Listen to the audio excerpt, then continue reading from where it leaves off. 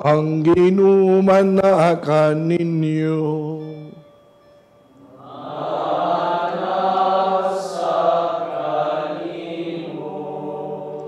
Kinutlo gikan sa Ebanghelyo sumala ni San Mateo.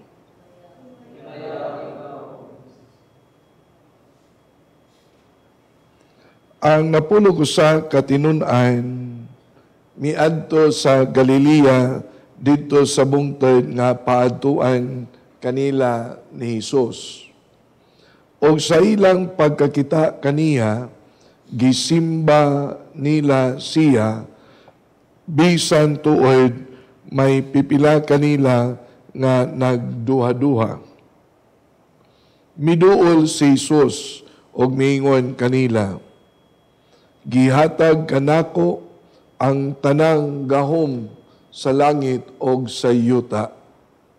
Busa panlakaw kamo ngadto sa tanang katawhan sa tibuok kalibutan ug himua sila nga akong mga tinun-an. Og bunyagi sila sa ngalan samahan sa Anak og sa Espiritu Santo. Tudloi sila pagtuman sa tanan nga akong gisugo kaninyo. O ginomdumi, ako mag-uban kaninyo sa kanunay hangtod sa katapusan sa kalibutan. Ang Ebanghelyo sa Ginoo.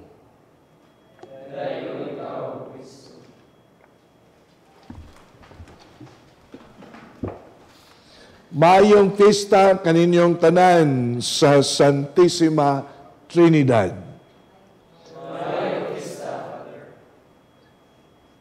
Matud pa sa Catechism of the Catholic Church, ang Santissima Trinidad mao kini ang misteryo sa atoa nga Ginoo.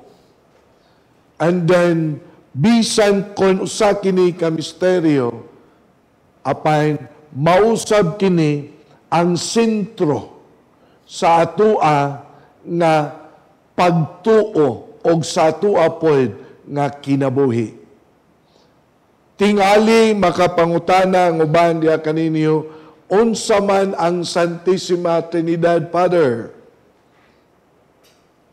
Usa ka Ginoo, tulo ka persona.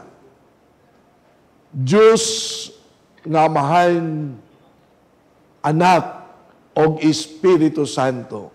Mao kana ang dagway imahin sa Santissima Trinidad. Tulo ka persona pero usa ka Dios. They are distinct from each other.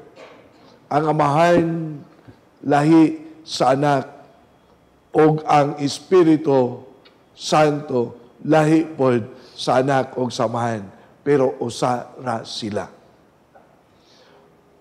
Kalisod sabton, tinuod, ilabi na kung atong ibasi lamang sa atua nga hunahunag kinaadman. Apan kung ato sad nga tan-awon, dunay mga butang nga dili usab matugkad sa atong hunahuna, apan kini siya matugkad pinaagi sa atua nga pagtuo. Ang atua nga pagtuo diha sa Dios nga atong dalhon diha sa atuang relasyon. Tali kanato og ngadto sa Dios. Kung atong tan-awon ang Santissima Trinidad is a relationship between the Father, the Son, and the Holy Spirit. Is a community, is a communion. So, diha pod nga dapita, ngang atua pod nga kinabuhi, makasulod sa giingon, misteryo sa Dios nga mao ang Santissima Trinidad. Pwede ba nga kita makahiusa o maka-establishar og relasyon ngadto sa Dios? Pwede kaayo sa ngatanen. Dili ba sa pagbuhat sa Dios sa tao, ang tao maorag yun ang gitawag niya o larawan o imahin niya o sa Dios. Sa ato ang pagkalarawan o sa ato ang pagkaimahin sa Dios, niini usab nga dapita nga kita makasulod ngadto sa misteryo sa Santissima Trinidad in a form of relationship. What is the relationship diha sa Santissima Trinidad? Ang relationship nga gitawag, the relationship of love. Sa ato pa, diha di ay sa ato ang kinabuhi nga diin atong gidala ang atong kinabuhi, ang atong pagtuo diha sa relasyon sa ato ang paghigugmaay sa atong isig katawo, relasyon sa paghigugma ngadto sa Dios anha nato diha matugkad, masabtan unsa ang Santissima Trinidad. Dili ba mga kaigsuonan? Sa panahon nga kita manguros sa ngalan samahan og sa anak og sa Espiritu Santo, we are invoking the name of the Santissima Trinidad.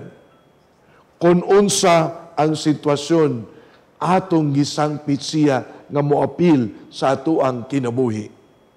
Kung nanguros kita, kay nagpasalamat, atong giapil ang Santissima Trinidad sa ato ang pagpasalamat sa mga grasya sa Dios.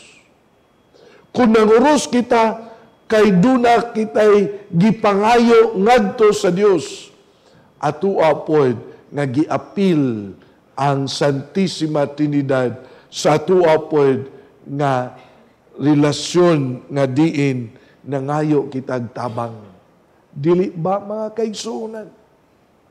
Mauna nga niining ato karon nga pagsaulog sa kapistahan, solemnidad sa Santissima Trinidad, ato usab nga paligunon ang ato apod nga relasyon diha sa gugma sa atong isig katawo.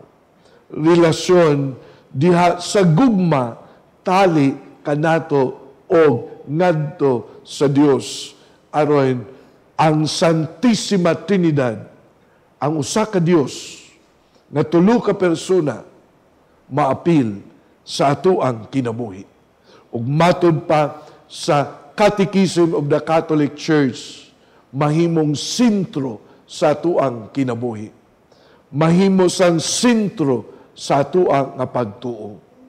Ug unya ang Santissima Trinidad mahimong kabahin sa panaw sa ato ang kinabuhi. Ang panaw sa kaluwasan, ang panaw diha sa kahimayaan, ang panaw diha uban sa Dios. Ato ning dalhon ang ato ang pagsaulog karon sa Santissima Trinidad, nining atong kasaulugan sa Santos nga Misa. And again, we just hope and pray nga madala kini sa tuang adlaw-adlaw nga kinabuhi, kay ang ato baya gyud nga pagkatao is a life of relationship. And we just hope and pray that this relationship is a relationship of God, because God is love.